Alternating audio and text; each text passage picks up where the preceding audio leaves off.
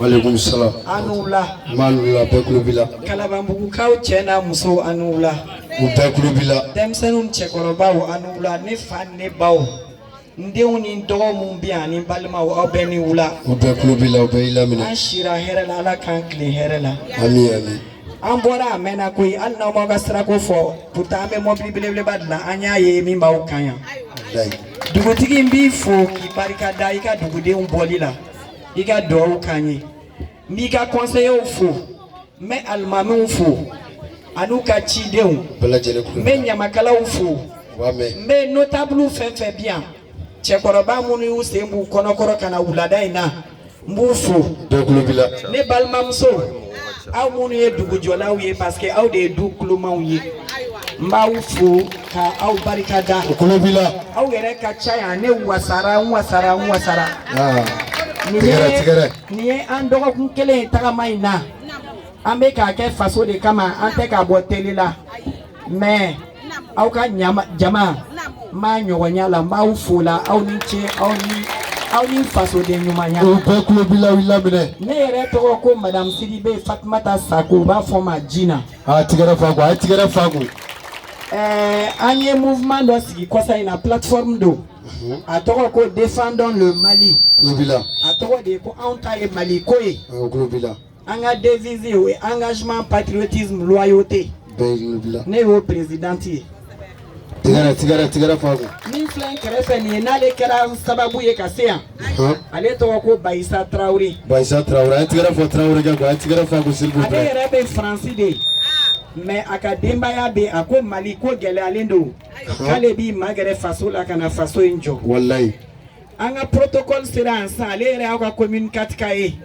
Ale kamisoko ye beba do ni sorcier. Wallahi. Ale ganga kuma damne mais comme Shukura amekla ga kuma dama anga délégation to be kofe. Amba ufo ka wale nyuma don.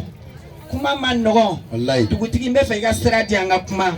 Nyamakala wa ai stradi anga kuma. Kuma man no. Mama no tigara fago. Sani nga don kuma la dien ko sababu ko fo aljine oyichi mbe yayi fo ka barikada wallahi akulubila ay tigara fo yayi tigara fago ya imbini ka muso fo imbini ka na tudin muso fo idaw be kulubila neni ye nyogonye atekle durubo atekle durubo nya laidu dama awila e kumata akokika kuma kai membe fe ka se kalabambu ka ngastra laje ado nya fo e ngonte dogo kunkelinke ni masia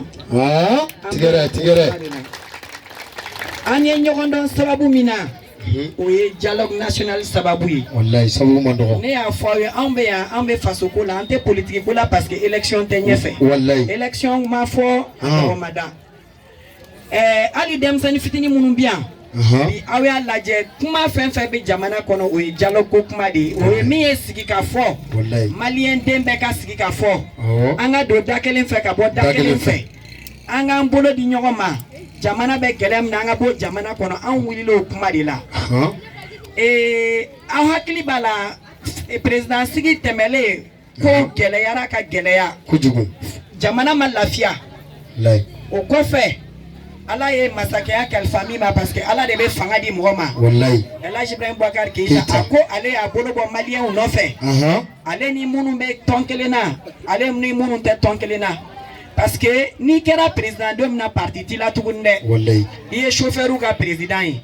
garde ou ka président iye brochette ferla ka président ne ba mu be charbon feré makariko la ku dem la kata école la yo lu ka président ko ale ya bolo bo malien dembe no fe parce que kelentise mali be geleya kono anga njija anga politique ko da kerefe abe fomi mako divergence politique neni ni be parti kelena neni ni te parti kelena ni votera ni wene juguye ne fam ne bawo ambe ko do famu politique iba la itala ibe politique ke parce que ambe be voter parti do yi nga anye citoyen de folo yi anye malide unde ambe ye kelenye devant la loi ambe de jamana de kele oye wallahi ode hukumu kono ako ale ba bolo bo to kana deme ala fo ma ko faso fanga sinama ton ka do da kelen fe ka bo da kelen fe aya ye ko gelera fo dine mo tagamara vendredi do fe akera 5 avril mɔgɔ dɔw ko ko vendredi noir o bɛ ko min ko fɔ o tɛ ko ɲuman ye parce que a kɛra jamana minnu kɔnɔ a ma kɛ ɲuman ye mais an ka jamana ye jamana barikalen ye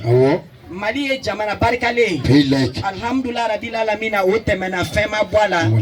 au contraire mɔgɔw y'u bolo di ɲɔgɔn ma parce que a y'a ye minnu tun bɛ opposition na ka gɛlɛya olu de bɛ ka jamana kunkan ko fɔ bi u sɔnna u donna gouvernement na u donna gouvernement na k'o kɛ sɛbɛn dɔ signeli kɔfɛ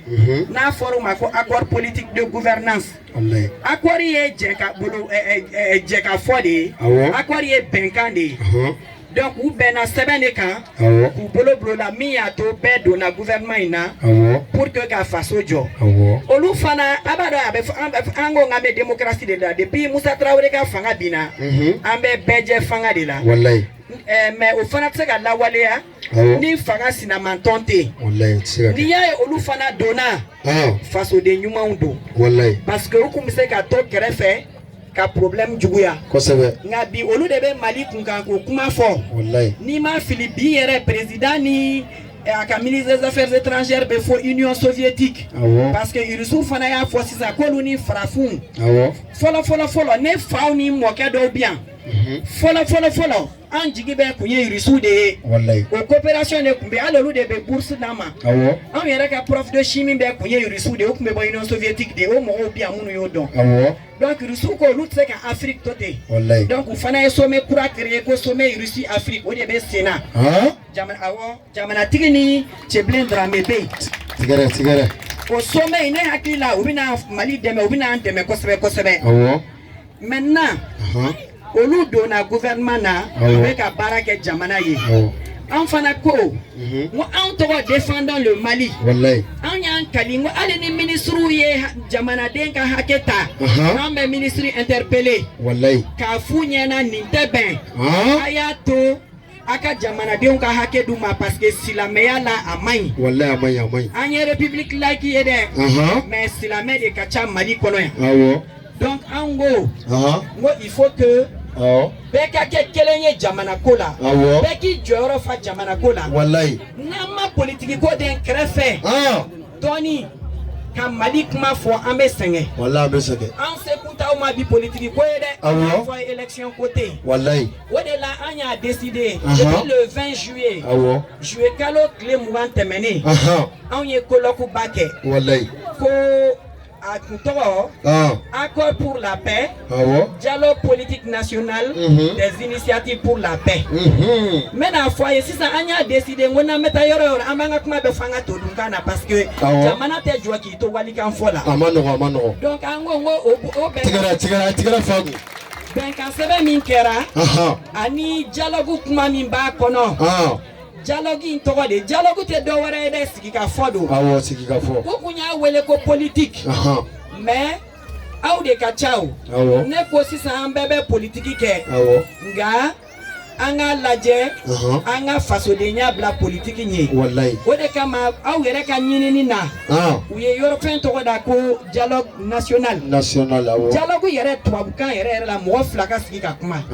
dialogue bɛ yen monologue bɛ yen dialogue ye mɔgɔ fila de ka sigi ka kuma ye mais national farala kan o ye jamanaden bɛɛ ko ye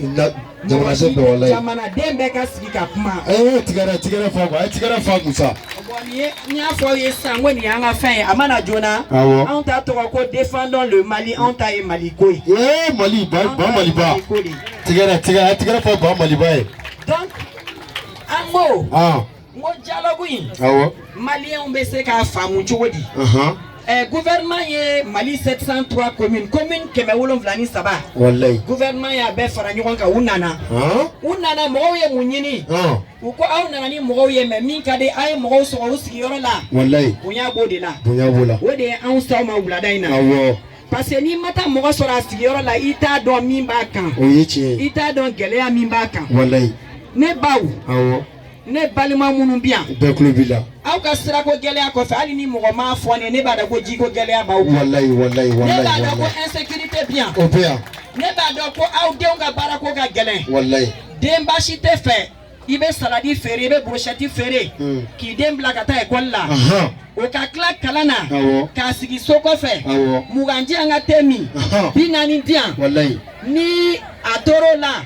abe do kobalike la abe do la o kobalike kacha wallahi aya ye fola me drogu ye sinima de la wallahi ne yera ni flane shi kacha ni sambi duru ye awo mais si sa drogu be feranga boutique nu kono ya awo abeke mun nana no insécurité wallahi